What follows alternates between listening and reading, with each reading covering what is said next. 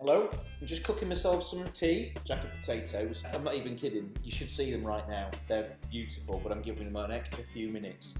Anyway, remember, excuse me, I did one of those throat things. But in the meantime, what I'm going to do is I'm watching TOWIE. Remember, it is the TOWIE special. It's Thursday after all. So I'll cook this, watch that, no, cook this, eat this, watch that at the same time. Make my notes if I can, and then I'll come back to you. Where's my music? The only way is up, baby, for you and me now. Evening, fuckers. What I can tell you is it's 7:30 England time, and I've just had to watch TOWIE. I've eaten, and if I'm going to be absolutely honest, this was a slow episode. It's puzzled me a little bit because I was waiting for some, like a barrage of bollocks. If I watch an episode of TOWIE, I'm guaranteed to see one thing that will piss me off. As we did last time, I've chosen the bits that I thought were worth commenting on. Let's start then. Well, the first thing that happens is there's a kind of montage of everybody getting up to their own daily business. And then there's a pig's arse. It feels really real to be. If the episode finished there, on the pig's arse, waggling its pooey arsehole, then it would have been a good episode. It then goes downhill. And the reason it goes downhill is because the rest of the show is caked with shite. At 16 minutes, Mario, I like Mario, and Lauren, I also quite like Lauren. They end up in this shop.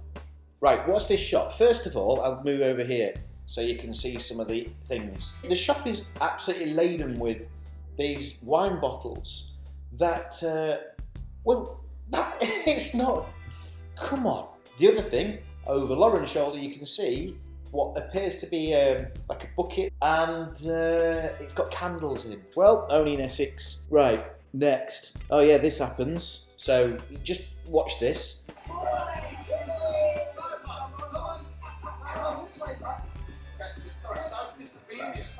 I'm pretty sure that dragging a dog doesn't constitute this dog being skillful. This dog's doing fucking nothing, let's face it. Right, move on. There's a bit of a team building exercise where you have to make a raft.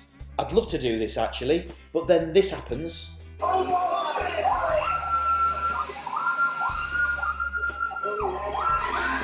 This takes me back to being at school. It's unnecessary screaming, isn't it? There's not a great deal worse to the ear than unnecessary screaming, and especially a 40-year-old ear.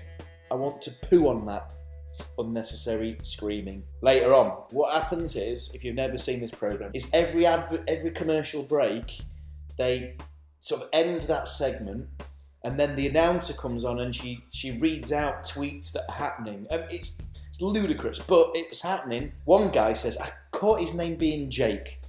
Well, listen to it. And Jake said TOWIE is his favourite programme ever. So he says this is his favourite programme ever. So the only way that I can imagine that this happened is that the only programmes he's ever seen is probably one about Auschwitz, and even then, and this. So the two programmes he's seen, one is about mass genocide, and the other one is a programme about Essex. Fucking crazy. So next we come to Gemma Collins. They call her GC.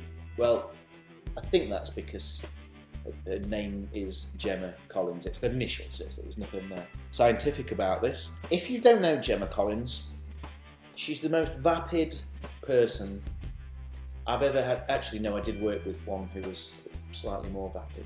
Gemma Collins is in the top 3 most vapid people that I've ever clapped eyes on. One of the features about Gemma Collins is that she can never stick to anything, and she can never commit to anything, because it's like, yeah, this seems like a great idea, I'm all for it, and then, you know, something else comes along. For example, I'm going to go on a diet, and then she'll say this, I'm going to go on a diet, and she looks over and there's a big pork pie and she's like this. Gemma's latest thing, she's going to be quite active in the protection of animals and and all that sort of stuff. But she really sums up what I mean. They all know it, but they just don't humour her with it. She says this. I'm really passionate at the minute about like saving animals and stuff. I'm working with animal charities. Passionate at the minute. It's just yet another one of Gemma Collins's harebrained schemes to have some sort of storyline in this ridiculous show.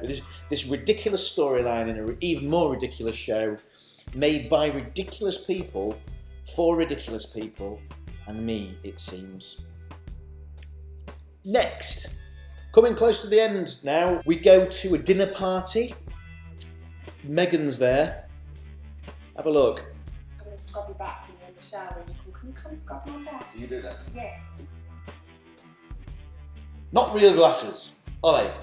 They've got glass in, but they're doing fuck all. This winds me up that people wear glasses that aren't actually correcting an eye problem.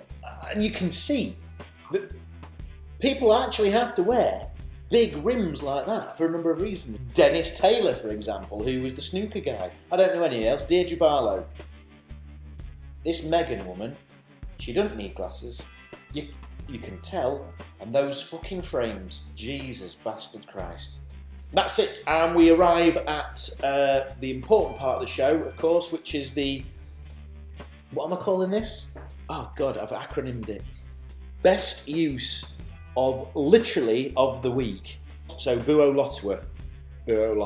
So Buo Lotwa.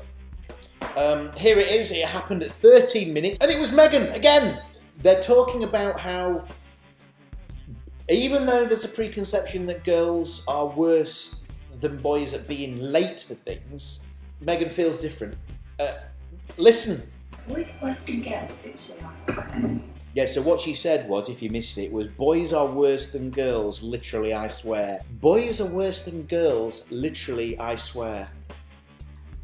I just think that this literally, I swear, there's no need for it. Boys are worse than girls, I swear. Even, I swear, isn't necessary in this. Boys are worse than girls. And to what proof do you have? And that is the end of the episode.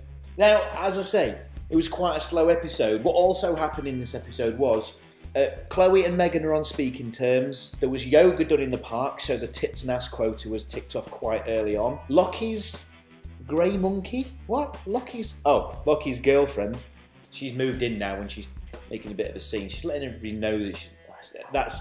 Do you know what? That's attention seeking, that is. And John and Lauren give it another go. So we'll see what happens next week. Let's see if Gemma Collins is still one of these vegan. I think she's already decided she's not a vegan and she's gone to a vegetarian. So next week she'll be a fully fledged meat eater and she'll be doing something else like, I don't know, joining fucking ISIS. Wouldn't surprise me. Wouldn't surprise me. So that's it. I'm going to close the TOWIE notebook for another week. And I'll see you, tomorrow. Oh, well, that's bloody shit. No, I've had enough now. Oh, grumpy at 40.